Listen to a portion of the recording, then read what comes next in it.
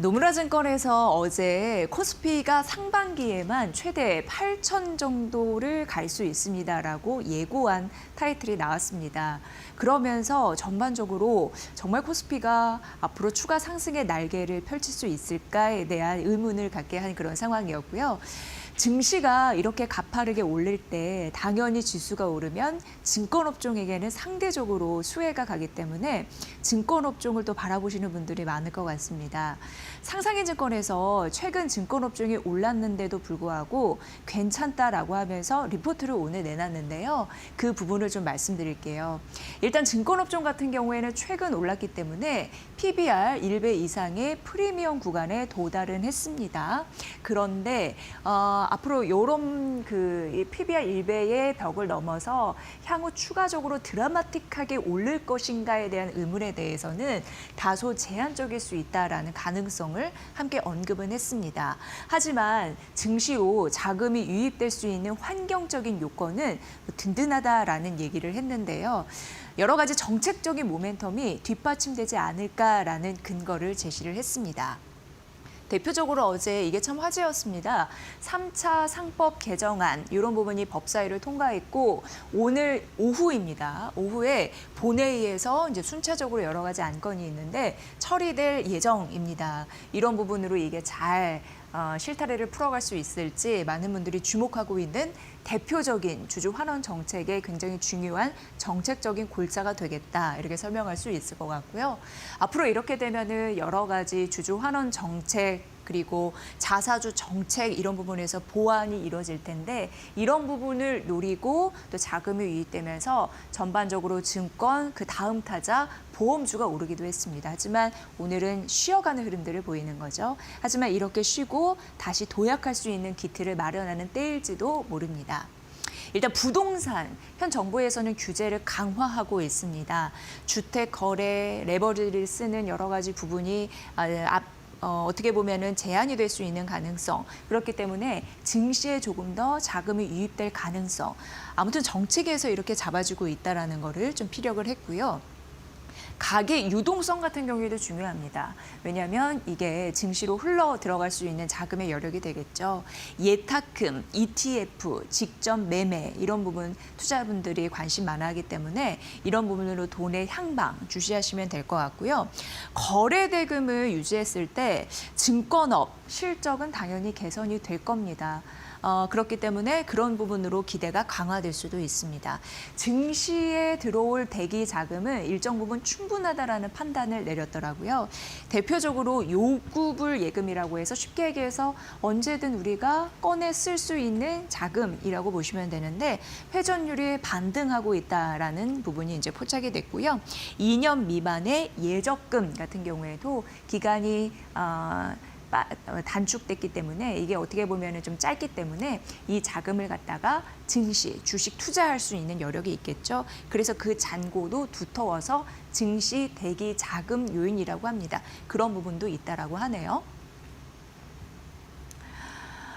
거래 대금은 상반기에 좀 견조할 전망입니다. 그렇게 되면은 증권, 외국계 증권사도 상반기에 코스피 8천 갈 수 있다라고 하는 좀 파격적인 전망을 한과 동시에 증권주의 수급도 거래 대금을 받쳐주다 보면 긍정적인 역할을 할 수 있는 거고요. 앞으로 추가 업사이드 요인이 있을까 싶어서 좀 정리를 해봤는데 증권사마다 리테일 경쟁력은 중요할 겁니다. 그리고 ETF에 대한 관심 굉장히 많아졌죠.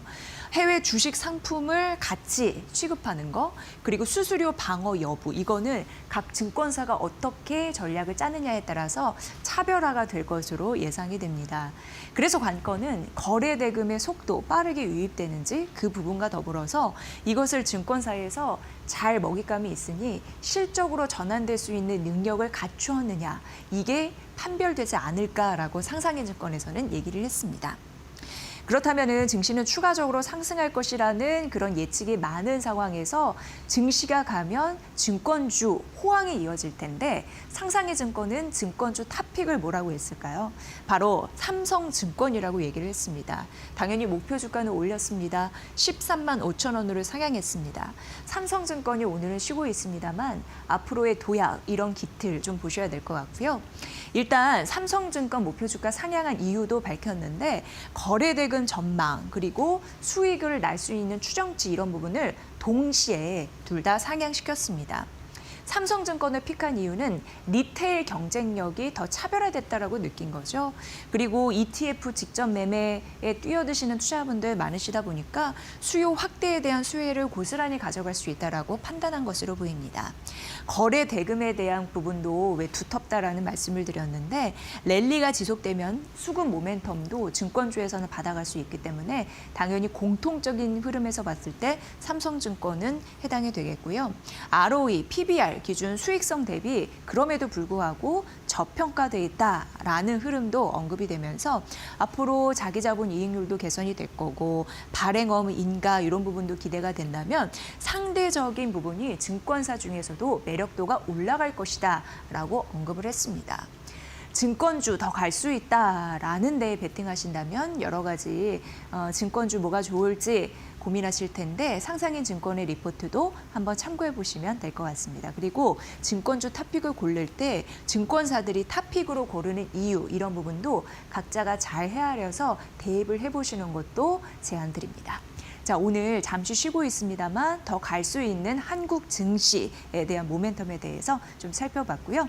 장 초반에는 개인의 매수세가 코스닥 자금에 좀 붙으면서 코스닥이 조금 더 우위의 흐름을 보여주고 있는데 형이 뒤질세라 다시금 힘을 내고 있습니다. 그 원인을 보니까 삼성전자와 SK하이닉스가 시가 대비 상승폭 높이면서 양봉의 흐름을 하고 있군요.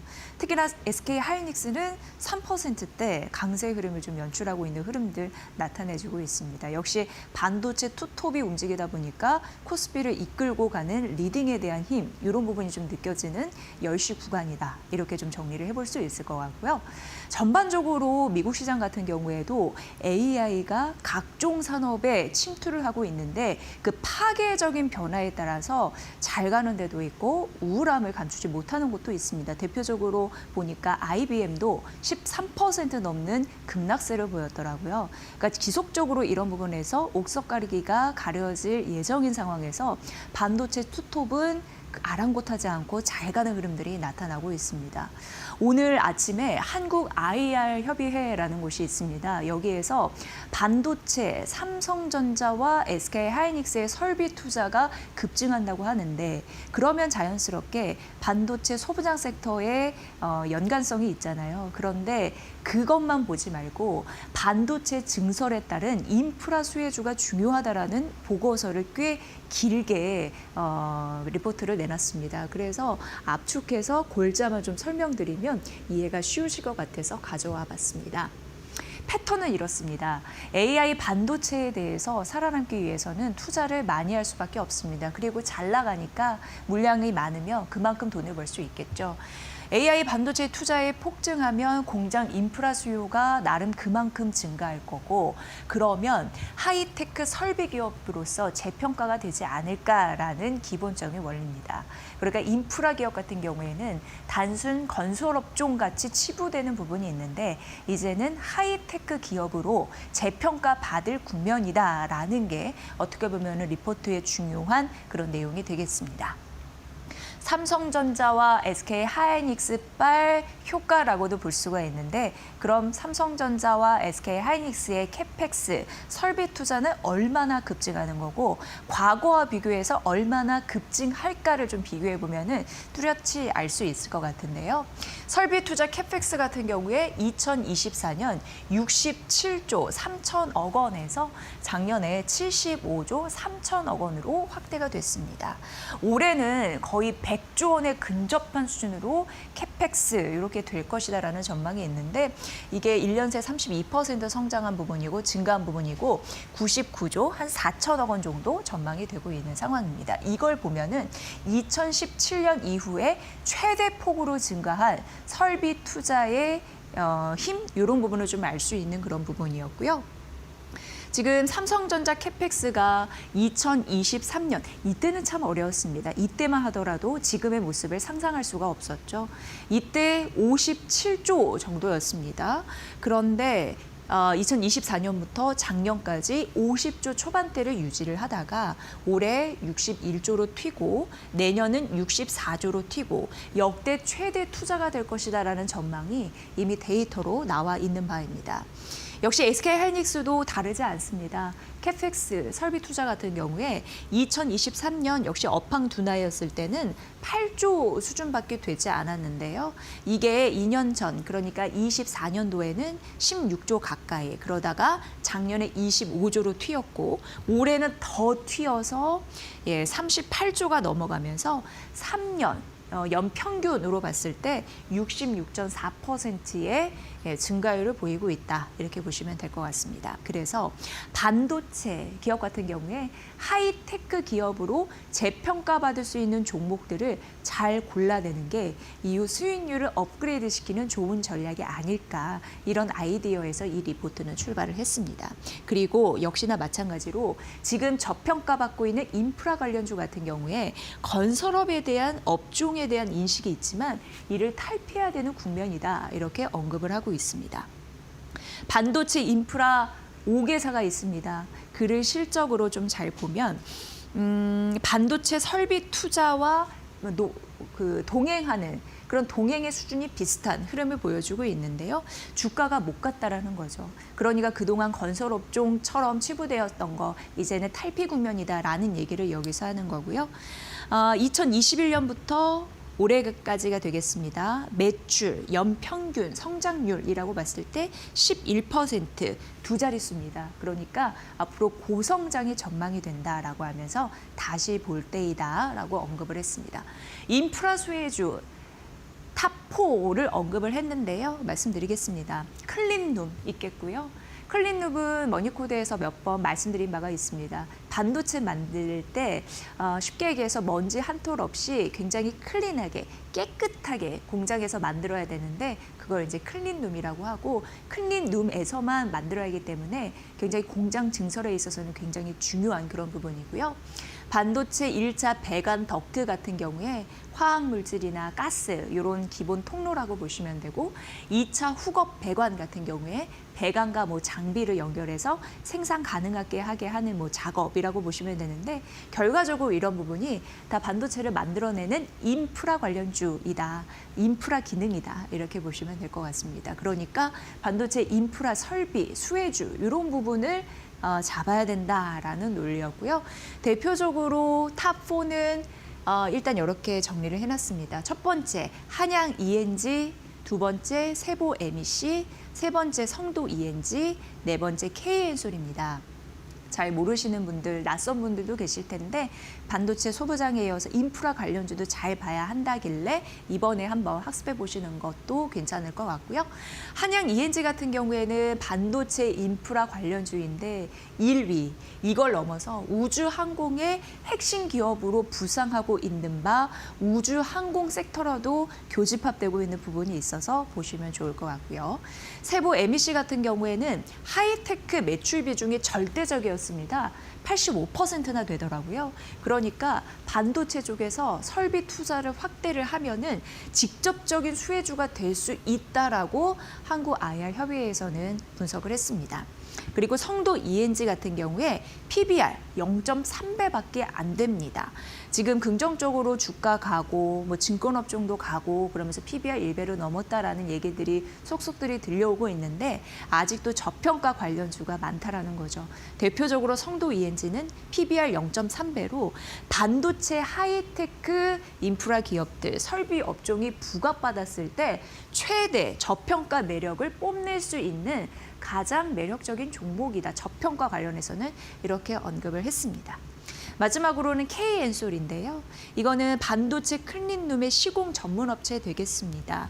숨고르기 들어간 드라이룸 이런 부분까지 언급이 되어 있는데 보고서에 아주 자세하게 나와 있거든요. 여러분들 참고해 보시면 될 것 같고요. 지금 반도체 증설에 따른 인프라 수혜 4선에 대해서 한국 IR 협의회에서 언급을 해봤지만 이게 10년 평균 영업이익률이 5%로 안정적인 흑자를 유지하고 있다라는 분석도 해놨습니다. 그래서 소부장 섹터 같은 경우에는 실적 변동성이 매우 크잖아요. 옥석거리가 좀 많이 필요한 부분이 사실상 있습니다. 그럼에도 불구하고 비교적 소부장 대비해서 흔들리지 않는 편안함을 보일 수 있다라고 언급을 했고요. 아무래도 HBM의 공급이 부족하면서 메모리 업황은 지속적으로 좋아질 것이기 때문에 낙수 효과를 든든히 받을 수 있을 겁니다. 앞서서 보여드렸습니다. 반도체 투톱. 오늘도 삼성전자와 SK하이닉스가 동반 오르면서 코스피를 끌어당기고 있는 위로 그런 현상이 나타나고 있는데 반도체 투톱 올해 캐펙스 최대 많이 갈 것으로 보이니까 집행될 것으로 보이니까 지금 저평가된 관심 종목들 잘 찾는 게 무엇보다도 유리할 것이다. 투자 모멘텀으로 확연히 구별될 것이다. 이런 언급해놨으니까 잘 참고해 보시길 바랍니다. 보험주, 최근 정말 며칠간 급등하는 흐름들이 무서울 만큼 있었습니다. 오늘은 숨을 고르면서 차익 실현 매물이 일부 나오는 상황입니다. 신한투자증권에서 보험주 옥석 가리게 하세요라고 리포트를 내놨더라고요. 소개를 해드리겠습니다. 일단 보험주가 오른 스토리텔링을 해보자면 삼성전자 영향이 있습니다. 재평가 수혜를 받으면서 삼성생명이 강하게 올랐고 삼성화재가 올랐고 이런 흐름들이 있으면서 전반적으로 뭐라 그럴까요? 평균 키높이를 좀 높여줬다 이렇게 설명할 수 있을 것 같고요. 얼라인 파트너스라고 있습니다. K 행동주의 펀드이고요. 지배주주 이런 가치를 제고시키기 위한 그리고 기업의 지배 구조도 뒤바꾸는 그런 강력한 힘을 갖고 있는 그러니까 어떻게 보면은 주식을 몇 주 안 사서 지분을 얼마 안 되는 지분으로도 소액 주주들의 그런 입김을 낼 수 있는 행동주의 펀드다. 이렇게 생각하시면 되는데 그쪽에서 최근 DB손해보험의 공개 서한을 요청을 했거든요. 그러니까 DB손해보험은 어떻게 보면은 국내에 탑2입니다. 두 번째 손해보험사인데 얼라인 파트너스가 주장하는 건 뭐냐면 여전히 너무나 저평가되어 있는 국면을 올해 방치했다라는 겁니다. 그게 주주 환원 정책이건 뭐건 이런 부분으로 너무 저평가를 그냥 뒀기 때문에 이제는 바꿔야 되지 않을까라는 인식에서 시작이 됐겠죠. 그러면서 자연스럽게 지배구조 이슈가 부각이 됐습니다. 하나그룹 개편 이슈도 있었고요. 그리고 자사주 소각 기대감도 있고요. 그러다 보니까 보험주는 최근 급등세를 연출할 수밖에 없었습니다. 신한투자증권에서는 탑픽으로 DB손해보험을 얘기를 했습니다. 얼라인 파트너스가 공개 서한을 보낸 그 기업이고요. 일단 목표 주가는 28만 3천 원입니다. 밸류 부담이 일단 제한적이다라고 언급을 했고요. 여기 자사주 14.5% 가로로 써놨는데 이걸 소각했을 때 주가 상승 기대해 볼 만하다라고 언급을 했습니다. 그리고 여기가 미국 보험사 있어요. 포테그라. 인수 완료가 될 때 실적과 그리고 밸류 기준으로 앞으로 이제 변경이 가능한데 기업의 가치 또한 재평가받을 요인이 상대적으로 크다라고 언급을 했습니다. DB손해보험 탑픽으로 언급했으니까 보시고요. 그 다음 주자는 삼성생명 되겠습니다. 이거는 관심주다 이렇게 보시면 될 것 같고 목표 주가 33만 원입니다. 일단 삼성전자의 영향을 상당 부분 받잖아요. 그러니까 삼성생명이 오르고 삼성화재가 올라서 보험주 스타트를 잘 끊었다라고 말씀드렸는데요. 삼성전자에서 잉여 현금 흐름이 개선이 되는데 그러면서 추가 주주 환원에 대한 기대감도 높아지고 있는 상황입니다. 그래서 내년 1분기에 특별 배당을 1조 이상 할 가능성이 삼성생명에게는 있다라고 언급을 했습니다. 그러면 자연적으로 실적도 좋아질 수 있는 가능성도 있다라고 언급을 했고요. 삼성화재 이 돈으로 삼성화재의 지분 취득 가능성도 일부 있다라고 하면서 삼성생명을 관심주로 언급을 했습니다. 삼성전자의 지분 가치, 그러니까 삼성전자가 주가가 정말 뭐 20만 원 선 턱 밑까지 올랐는데 그러면서 삼성전자 지분을 들고 있으니까 기업 입장에서는 지분 가치가 높아지는 거잖아요. 그 본업 가치 그런 부분까지 다 반영을 했을 때 추가적으로 주가가 오를 가능성이 있다라고 신한투자증권에서는 언급을 했고요. 삼성전자 이익 상향 플러스 주가 상승하면은 결국 핵심주가 되지 않겠느냐라는 분석이니까 보시고요. 삼성생명 관심주 그 위에 있는 게 DB손해보험이다. 다시금 한번 강조해 드립니다.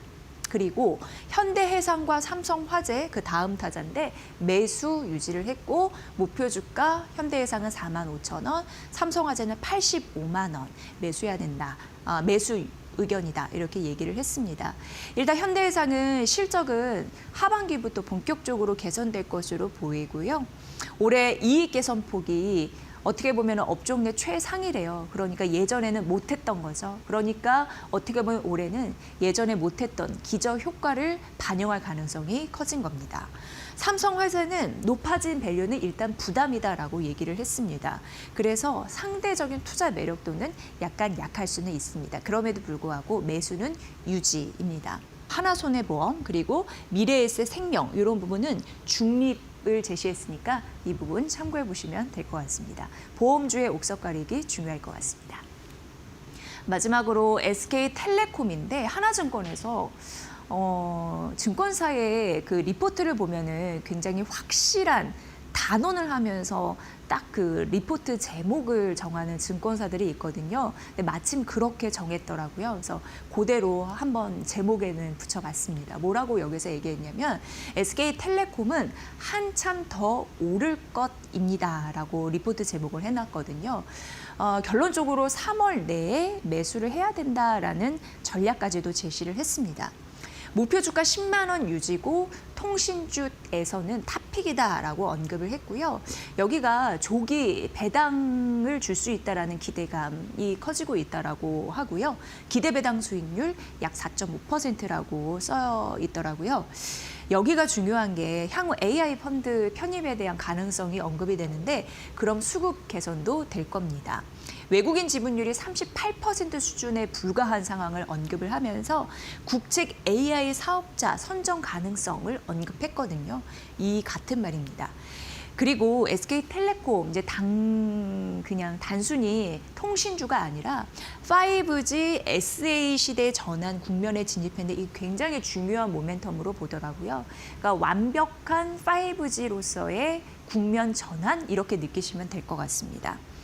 거의 단독적으로 할 수 있는 그런 느낌이라고 보시면 될 것 같고 그러면서 미국과 국내에 5G 도입을 하고 완전 도입을 지금 추진하고 있는 거고 또 요금제 출시도 논의를 시작하고 있는 현재의 흐름을 바탕으로 얘기를 했고요. 최근 주가가 SK텔레콤 많이 오르지 않겠느냐라고 의구심을 갖는 분들이 있대요. 그럼에도 불구하고 괜찮다라고 얘기하는 게 근본적으로 체력이 개선되고 있는 영향 때문이라고 합니다. 오히려 엔트로피 지분 매각에 따른 주가 상승 이거는 너무 평가절하한 것이다라고 언급을 했습니다. 5G SA 시대 이익 성장과 배당 정상화 기대감을 합한다면 추가적으로 업사이드 여력이 충분하다라는 얘기를 했고요. 기대 배당 수익률 3%만 감안하더라도 12만 원까지도 주가가 갈 수 있다고 얘기한 바. 앞으로 추가 상승 여력이 든든하다라는 얘기 좀 한번 곱씹어서 생각해 볼 만한 이슈였습니다. 통신주 중에 5G 시대, AI 시대의 모멘텀을 타고 갈 수 있는 종목을 SK텔레콤으로 꼽았으니까 이 부분까지 잘 살펴보시길 바랍니다.